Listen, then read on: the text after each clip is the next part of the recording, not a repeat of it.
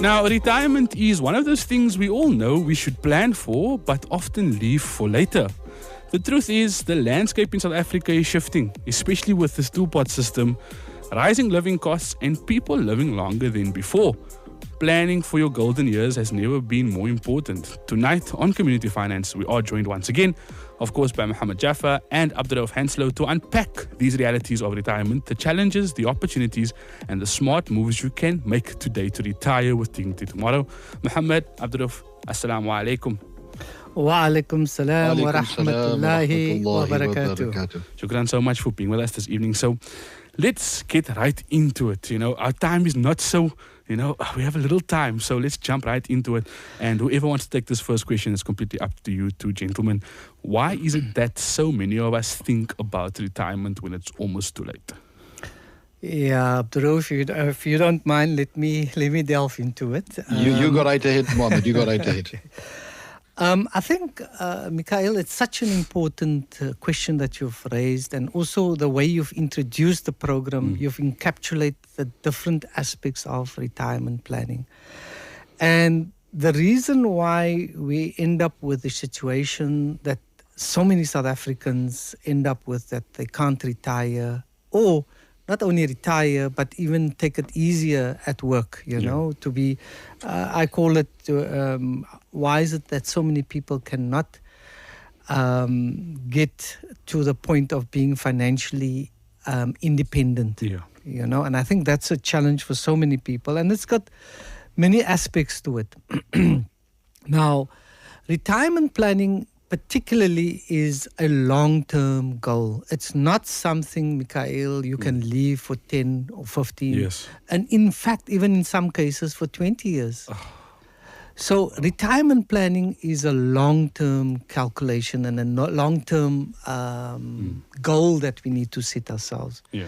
Because one of the wonders of the, what do they call it, the 7 wonders of compound growth. Yes. And I think last week we did a calculation of what 1,000 rands can do over a number of years. Yeah. In fact, I've got some calculations that we might not be able to get into this evening, but we're going to first set the landscape. Yes.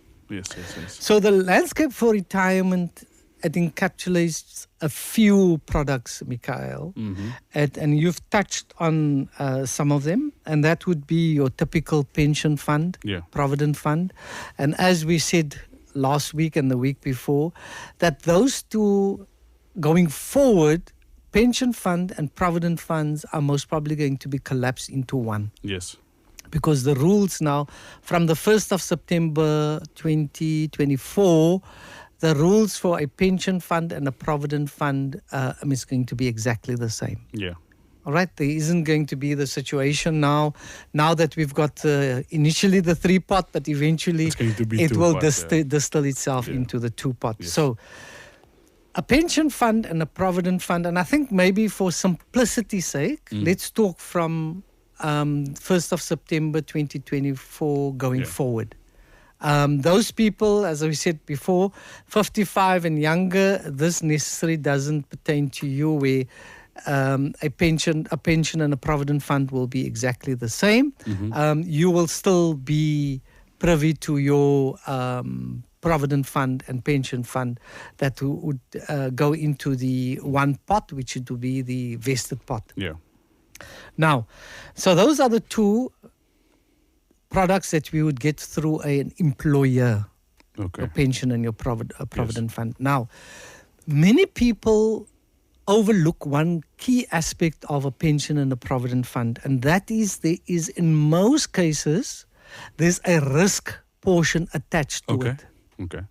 That would typically be your life cover, your disability, dreaded disease.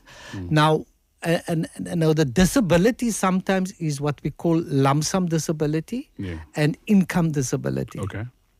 So the income disability, typically, I'm sure people would know this. If, Allah forbid, something happens, they would pay you 75% of your salary until the age of 65. That is the income disability.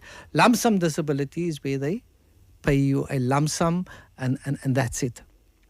Now, when you do your calculations, or when your advisor does your calculations, say for argument's sake you are, and I'm going to again use round figures, Mikhail, just for the sake of it. If for argument's sake you're contributing 1,000 rands, yes. Now people say I'm contributing 1,000 rands to my pension fund.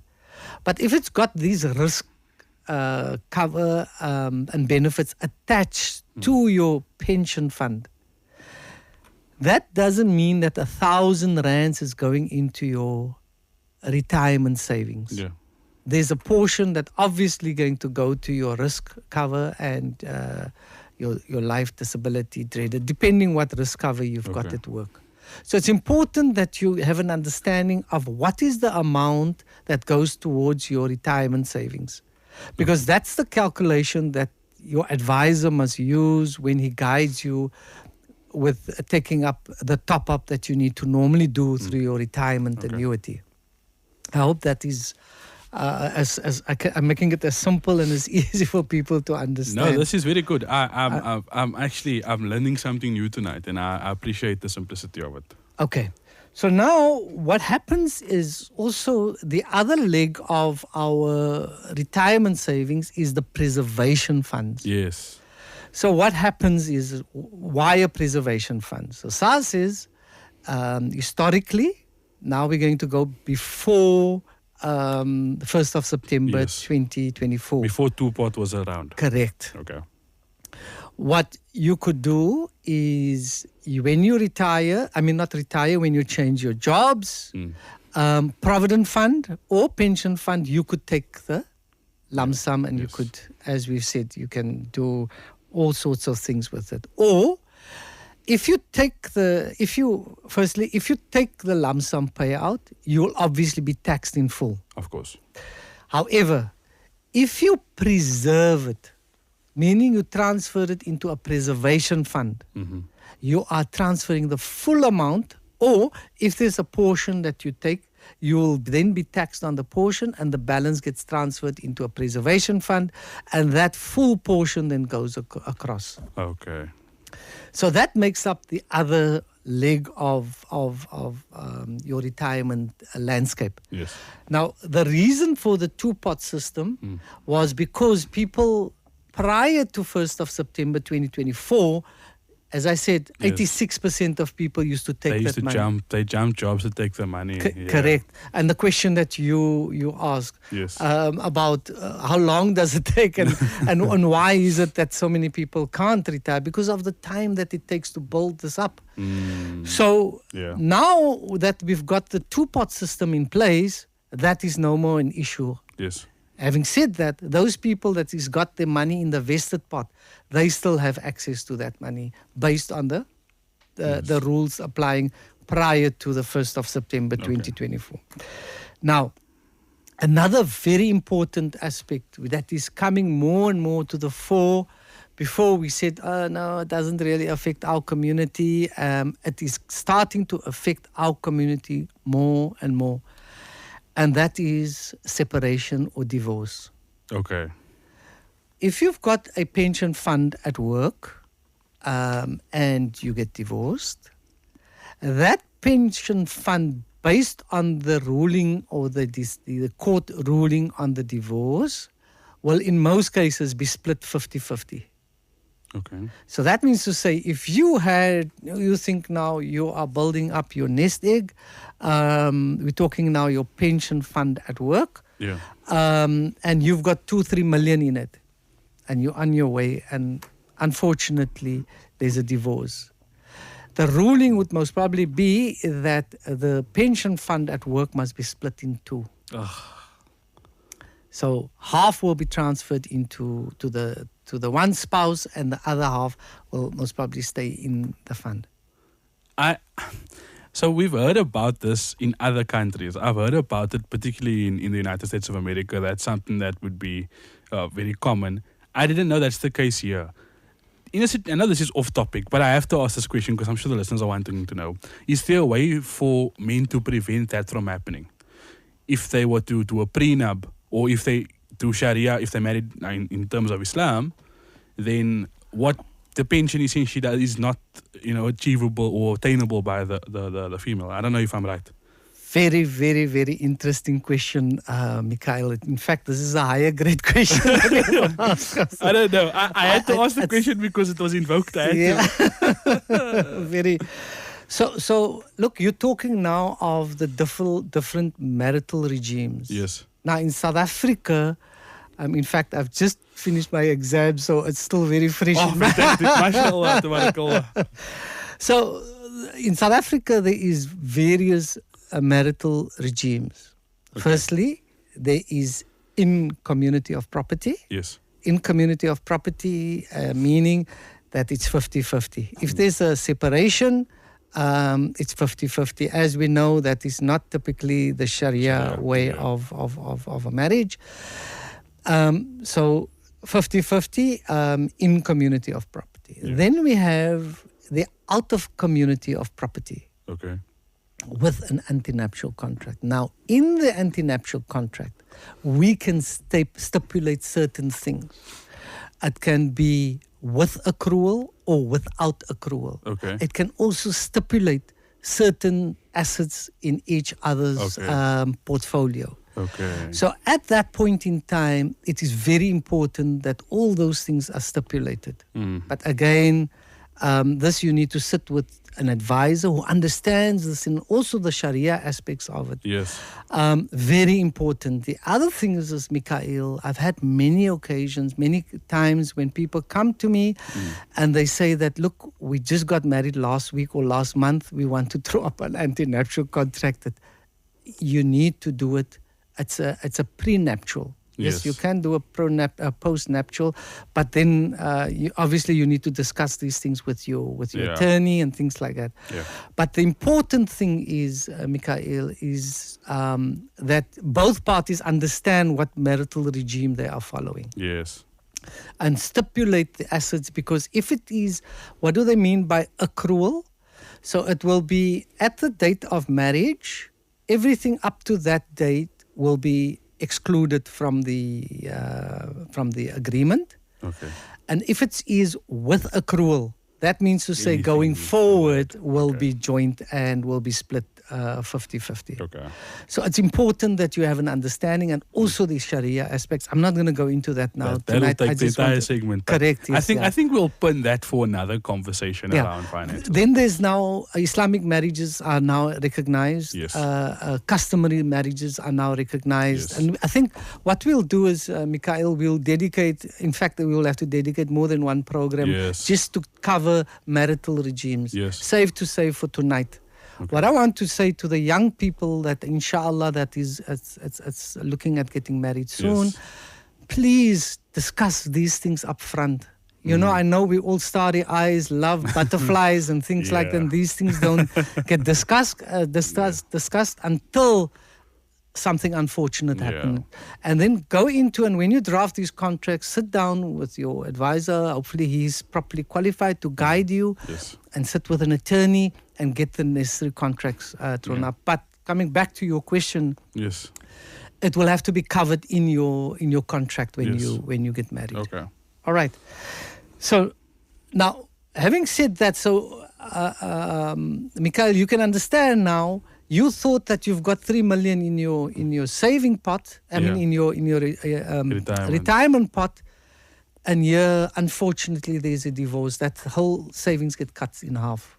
Ouch. So that sets you back quite a bit. All right.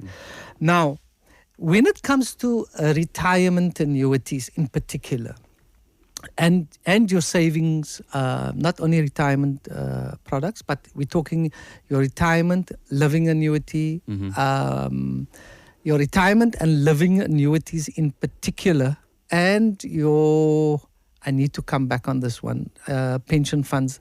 I'm almost sure that includes pension funds. Yes. But your living annuities and your retirement annuities is excluded from your estate. Okay. For estate duty purposes. Now, this is very important for those high net worth people. Yes.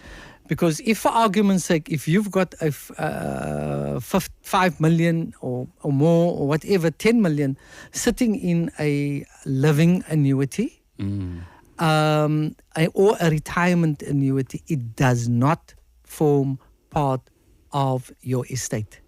Okay. So as we know, and this is another different discussion when we talk about estate, if your estate is worth more than 3.5 million, there's a 20% estate duty tax. Ouch. Exactly.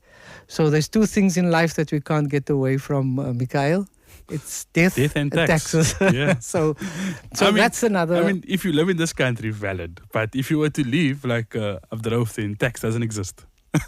Abdurrauf, you want to comment on that? You've been rather quiet. Yeah, I'm scared to comment on the tax business because we're under expatriate tax on this side, so we can't speak too much. The government. Okay. But at the end of the day, I think Mohammed, listening to the entire system of the two-pot system, one very quickly realizes that government is an organization that normally benefits themselves. They do things in a way to benefit themselves, to safeguard themselves. But in this case, it's a two-sided sword in the benefit of both, because both the government's benefiting from this, because you won't become a burden on the state eventually, and you're also protecting the community, forcing them to save for retirement, irrespective of what you are taking out. But obviously, in saying that also, going back to the grassroots, is that when you touch savings, we do realize with compound growth that affects the outcome. And for example, 1,000 Rand a month, if you take one withdrawal of 20,000 Rand, only one withdrawal before retirement, and you started saving at 22, that's at the end of the day, you're going to be losing out 150,000 Rand at retirement age. That 24,000 Rand compounded would equate to 150,000 Rand. Ouch. So Absolutely the idea behind it obviously is, yes, it is available. But like the government is saying, in extreme emergency circumstances, retirement funding isn't there for our holidays. It's not there for our new cars. It's not there for our new houses or to put our children through university. We must work hard for that. That's the responsibility outside of retirement. This is specifically aimed at safeguarding our retirement in those years when we need it most. Mohammed? Yeah, just to come back, thanks very much for clarifying that, Abdurrauf. Just coming back to the tax issue, Mikhail. Yes. So what we are saying is that from the 1st of September 2024, retirement annuities, pension, provident funds is all going to be treated equally. Okay. All right. So that means to say, going forward, those things are treated exactly the same. So from a estate planning point of view, your retirement savings must be part of this whole planning process. Because for high net worth people, imagine if you, maybe Abdurrauf, if you could do this calculation in the meantime, say for instance, you've got a 5 million Rand, or make it 7 million Rands estate. Your 3.5 million is what we call the abatement. And then the balance is going to be another 3.5.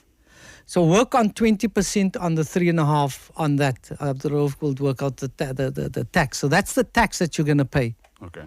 Now, if for argument's sake your retirement savings makes up the bulk of that 3.5 million, imagine you can save all the taxes that you would have paid. So again, planning is properly. Abdurrauf, have you got that figure for us? Getting there. Okay, so if we take the 3.5 at 20%, that will give us 700,000. Am I correct? 700,000. There we go. That's right. 700,000 Rand. So 700,000 Rands is the savings just on, if you do some sort of planning, that you can save yourself in taxes. So planning is very important. Wow. So that is just the tax implications. Now, if time allows us, we've got, I think, 2 minutes left. Let's talk about the importance of pension savings from a tax perspective. Okay. Now, Mikhail, say for instance, and I'm going to use you as an example, and let's make this. We're not only going to talk about the smoking; we're going to talk about something else. Ya Allah. A month. 1 month. Okay, so if we say for instance, Mikhail, you are fortunate enough and you are earning enough to fall in the 45% tax bracket. Yeah. Now, you must understand as an employee, the only real tax benefit investment that you can make use of is retirement products, your pension fund or your retirement annuity. Okay. Those are the only things that SARS is going to say, that whatever you contribute towards your retirement, you can deduct that amount off your gross salary. So what does that mean for me and you? Typically, and normally I'm simplifying it now, Mikhail, and I'm sure the accountants, if they can look at the numbers, and there's some slight tweaking that we need to do, but I'm going to simplify it for the listeners.